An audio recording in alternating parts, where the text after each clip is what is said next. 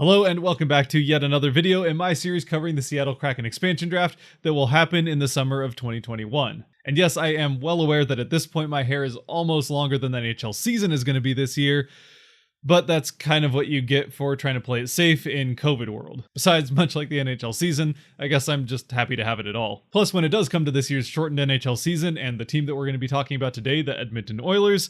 as that team has gotten off to a 3-4-0 start at this point anyway, it's not necessarily the beginning to their season that they are going to be hoping for. So even though they are currently in 4th place in that North Division, which would put them in position for a playoff spot, unless they get things a little bit more on track, this could end up feeling like a bit of a longer season than they were expecting. And not in a good way. But regardless of how the rest of the Oilers season and for them hopeful postseason ends up going when it comes to the Kraken and the upcoming expansion draft, I do think that it's very likely that the Oilers are going to lose a good player to Seattle. Though I do think that it is fair to mention at this point that although Seattle is likely to get a pretty good player from this team, it is also pretty likely that this roster will look at least a little bit different by the time that expansion draft does roll around. Though, as I've said before, there's nothing I can really do about that, so we are just going to go with what we have now as far as their roster is concerned. Plus, if a trade does happen, it's probably not likely to be anywhere near as big as, say, Laine for Dubois. Anyway, though, let's get to the Oilers.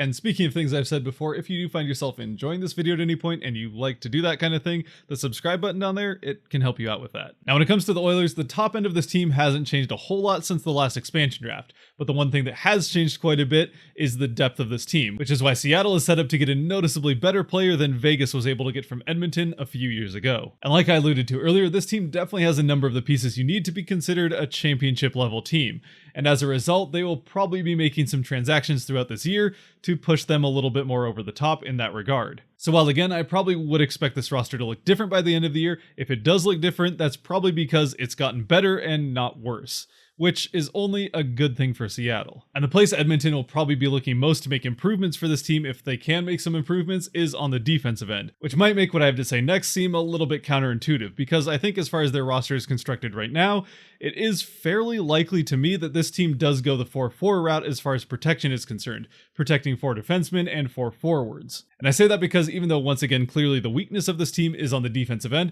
there still is enough talent there to warrant 4 protection slots. The problem is they just don't have the depth there. Meanwhile, they do have plenty of depth on the forward end. So at least for me, from the Oilers' perspective, I kind of view this as a situation where they recognize they'll probably lose a decent forward one way or another, but if they protect 4 defensemen, they can kind of mitigate some of their exposure there. So then as we get into the protected players for the Oilers on the forward end, I do think that it's pretty safe to say that they'll probably end up protecting Connor McDavid and Leon Draisaitl, both of whom unfortunately are likely to be there to torment the Kraken for years to come. And then the third player that I do think is pretty much a guaranteed lock regardless of what protection strategy the Oilers end up using is Ryan Nugent-Hopkins. And then if the Oilers do decide to go the route of protecting just 4 forwards like I think they're currently set up to do, the most likely option, at least right now, for that 4th slot would be Kailer Yamamoto. But the other potential option for that 4th slot, because he has had a pretty good start to this season so far, would be Jesse Puljujarvi. So then I guess while we're on the subject anyway, if the Oilers were to go the route of protecting 7 forwards instead of 4,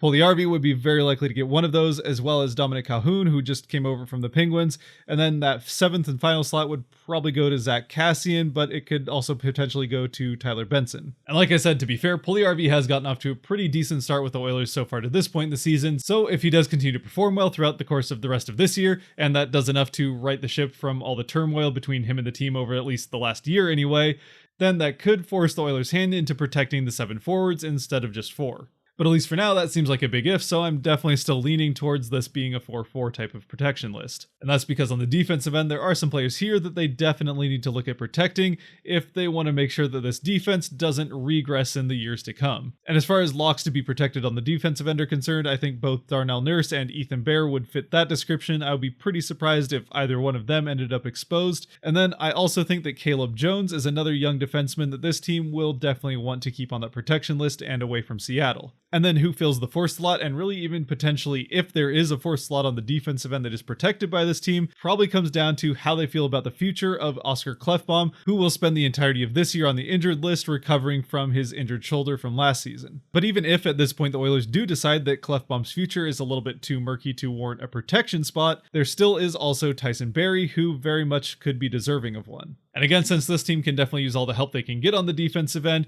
you don't want to be losing a player off of the top end of it. And then, of course, as far as the protected goalie is concerned, barring something completely unexpected here, Mikko Koskinen will be the protected goalie for the Oilers. So then when it comes to the players that could be exposed for the Kraken to select from, on the forward end, if they do go with the 4-4 protection route and Puljujarvi does have a pretty decent year, he is probably the most likely option to end up in Seattle. Now for Puljujarvi at this point, he has played in part of 4 NHL seasons with 146 games under his belt. But in that time, he does just have 39 points on 17 goals and 22 assists, which is most of the reason that he kind of spent the season a couple of years ago between the AHL and NHL levels, which did end up causing that rift between him and the team that ended up having him wanting out of Edmonton, and ultimately ended up playing last year in the Finnish Elite League, where he did put up 53 points in 56 games, which definitely earned him another look this season in the NHL, which the fact of the matter with Puljujarvi is there still is a lot for him to prove regarding whether or not he can be a productive player at the NHL level.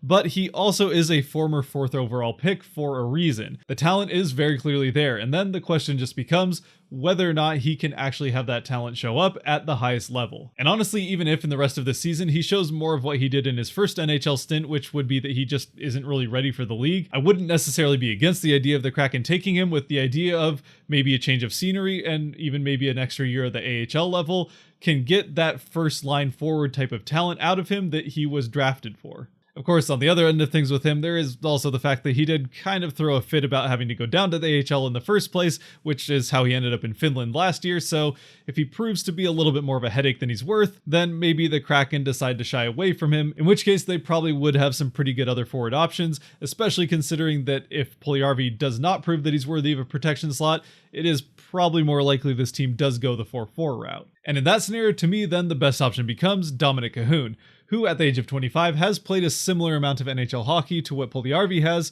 having played 154 games in what is now part of at least 3 NHL seasons, with 69 points on 25 goals and 44 assists. And while that is at least a respectable stat line to this point in his career, last year was even better with 31 points in his 56 games on 12 goals and 19 assists, mostly with the Penguins. All of which would suggest that he is trending towards becoming a pretty good player, and already as it stands is an above average player. And again, at just 25, you would think that his prime is still ahead of him, which means he probably will be improving over the next few years, so he could definitely turn into a pretty solid player for the Kraken if they do end up getting him. But of course, there is still very much the option of the Oilers protecting 7 forwards, which would very likely mean that both Puljujarvi and Kahun are going to be protected, in which case there are some other guys that we can look at. And if it is more of a veteran player with a little bit more substantial NHL experience that the Kraken are looking for when it comes to the Oilers, then either Zack Kassian or Kyle Turris could definitely help in that regard. When it comes to these two, Kassian, who did just turn 30, is about a year and a half younger than Turris,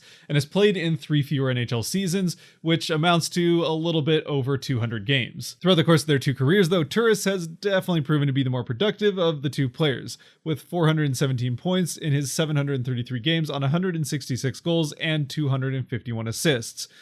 All in comparison to Kassian's just 179 points in his 531 games, which comes on 47 goals and 66 assists. Though to be fair, if last year is any indication as to where these two are at this point in their careers, they did have about the same number of points in about the same number of games, so I don't know that there's a huge difference that you would see in one player over the other at this point. Though with all that said, Kassian does come with one other potential upside, which is the fact that if Seattle does decide to go the route of becoming more of a rough and tough type of team, he has definitely established more of a tough guy type of reputation over the course of his career, and is a fairly physical player, which would play well into that type of a team. But at least as far as I'm concerned, when it comes to the Oilers, I do think even with Kassian available, available, there are likely to be a couple of players that will offer more in the way of, let's say, talent capital than he can at this point in his career. And on the forward end, even if they do decide to protect 7 forwards, one such player could be Tyler Benson. Now with Benson, he did just get his first taste of NHL hockey last year, playing in just 7 games, which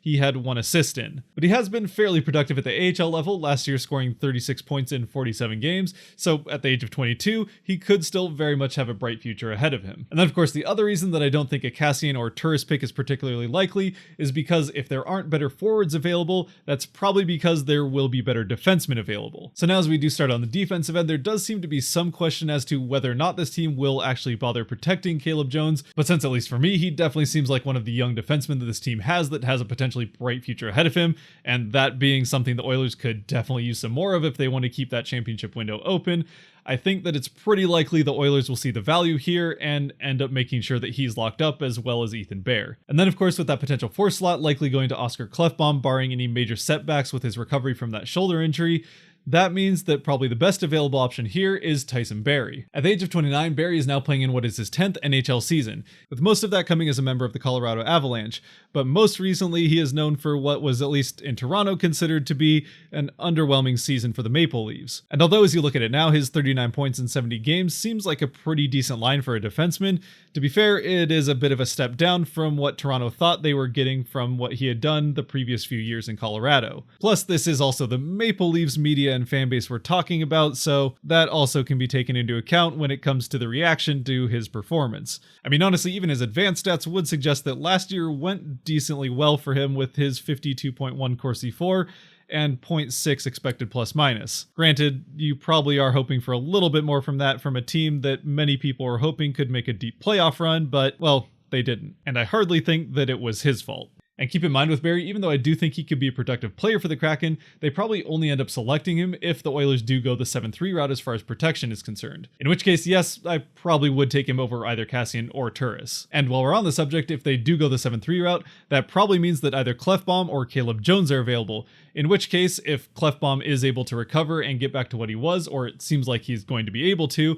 I would probably take him, or if Caleb Jones is available, I would certainly look at taking him in that scenario. I suppose the one other potential option is if they do protect both Bear and Jones, and they go the 7-3 route in Seattle for whatever reason just wants specifically a young defenseman from this team, then William Lagesson could come into play, but I don't think that's terribly likely, at least as it stands right now. Finally, I suppose it is fair to mention that at the end of the season, Barrie will be an unrestricted free agent as it stands right now, so for him to appear on this list at all, the Oilers will have to re-sign him over the course of this season, but unless his production just falls completely off the face of a cliff this season, again, considering their defensive options, I would expect them to sign him over the course of this year. So then as it stands right now with this current Oilers roster, I would, again, probably expect this team to go the 4-4 protection route, in which case the Kraken probably pick up either Puljujarvi or Cahoon. But even if the Oilers do decide to go 7-3, there are still options on the forward end, although there are probably some better options on the defensive end with either Tyson Barrie or potentially Oscar Klefbom if he's healthy. And so with that said, if you have made it to this point in the video, thank you very much for watching. If you did like or enjoy this video, there are buttons for that kind of stuff down below. Otherwise, I would very much like to know your thoughts on the Oilers as far as their roster is concerned right now, or maybe what it could look in the future when it comes to the expansion draft. So do leave any of those thoughts down in the comment section below. Otherwise, stay safe out there and be good to each other. Peace.